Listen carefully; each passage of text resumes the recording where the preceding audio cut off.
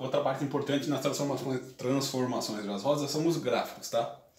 Numa transformação gasosa, vocês sempre vão encontrar um gráfico parecido com isso aqui. No eixo vertical a gente tem a pressão, no eixo horizontal a gente tem o volume.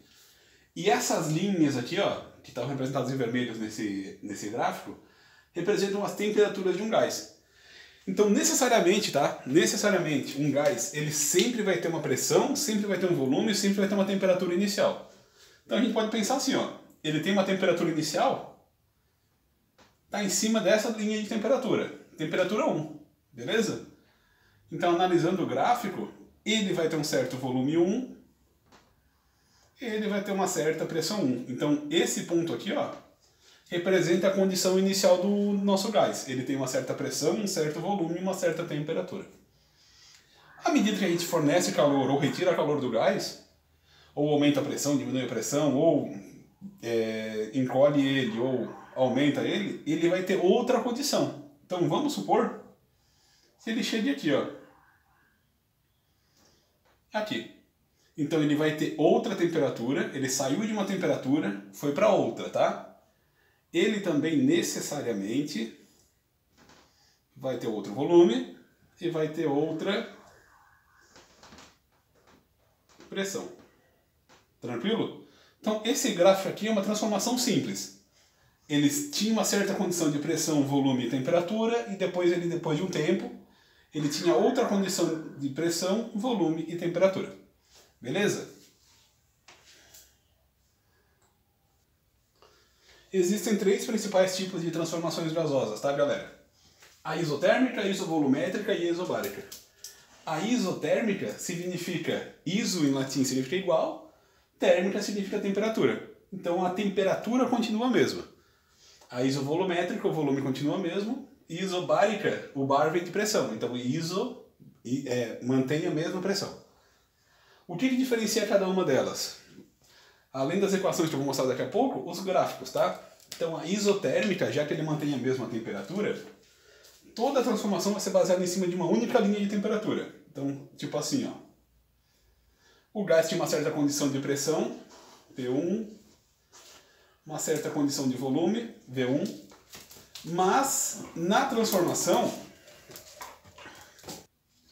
então toda transformação vai ser usada em cima da mesma linha de temperatura. Então, ele vai estar em cima da mesma temperatura aqui, ó, mesma linha de temperatura. Já que é isotérmica, ele não muda a linha de temperatura, beleza?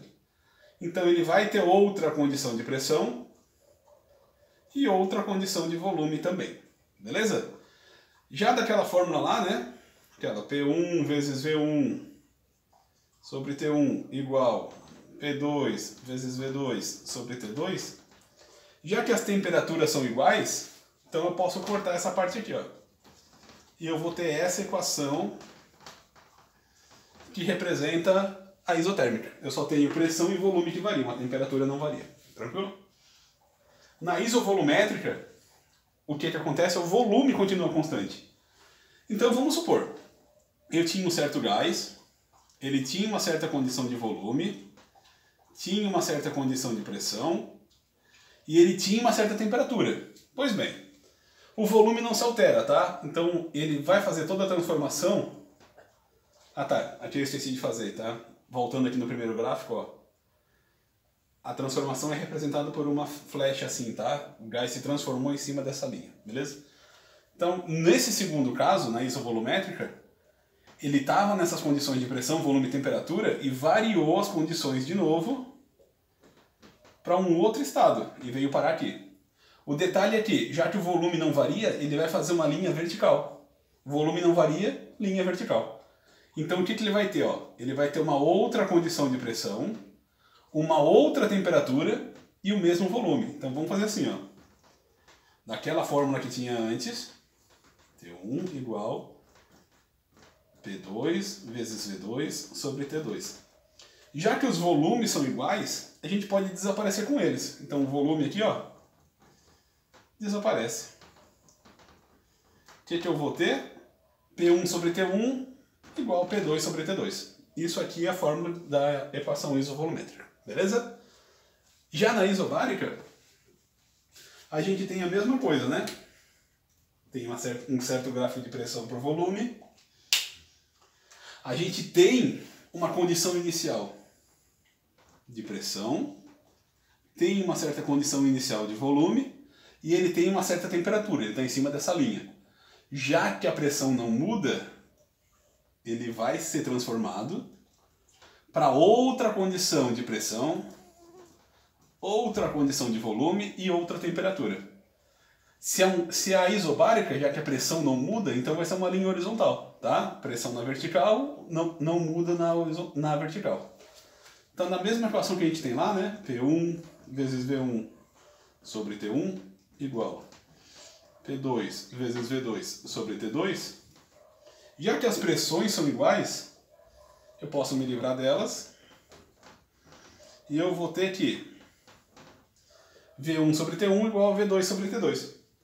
Ah, mas professor, como é que eu vou decorar cada formulazinha para cada situação? Não precisa decorar, tá, galera? Se vocês usarem aquela mesma expressão que a gente foi dado antes, aquela geral, P1, V1, T1 igual a P2, V2, T2, a gente usa em todos os casos. Corta onde for igual. Tranquilo? Então, ó, isotérmica, temperatura é a mesma, então a transformação vai ser feita em cima da linha da temperatura. A isovolumétrica, a transformação é feita em cima do mesmo volume. E a isobárica, a transformação é feita na mesma pressão. Beleza? Acho que era isso. Vocês têm trabalhos a fazer. Até mais.